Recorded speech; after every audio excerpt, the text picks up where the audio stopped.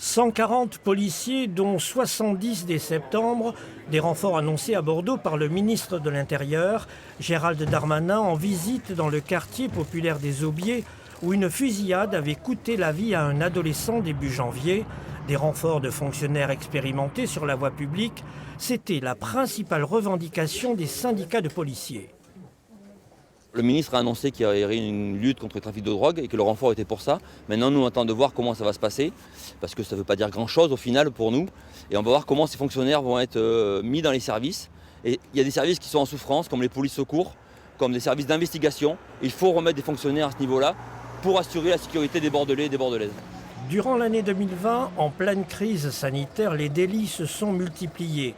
Plus 10% de violences intrafamiliales, plus 20% de cambriolages, des rivalités entre des quartiers et notamment à Saint-Michel, une guerre parmi les dealers. En tout cas, aux Aubiers, la plupart des habitants réclament un peu plus de dialogue. Il y a un poste de police ici. Il y a des petits problèmes, il faut le régler là. Ça, c'est la police qui va régler le problème là. C'est peut-être plus de la médiation qu'il faut faire et c'est sûr qu'y aller frontalement, c'est peut-être pas forcément la meilleure chose à faire. Je sais pas, c'est vrai que c'est compliqué. C'est la sécurité. Voilà. Après, les jeunes aussi, il faut qu'ils comprennent ça et la police aussi, ils parlent avec eux.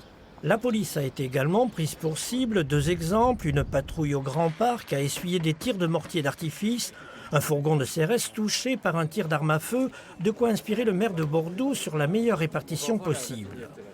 Moi j'insiste pour le fait qu'il soit principalement déployé dans certains quartiers bordelais qui en ont particulièrement besoin. Donc il y a Saint-Michel, il y a la gare, il y a Bordeaux-Nord, il y a la Bastide. Donc on a un certain nombre de quartiers dans lesquels il y a une délinquance importante, dans lesquels il faut effectivement ces renforcements. Les missions des policiers se sont amplifiées et ne peuvent plus s'assumer à effectif constant.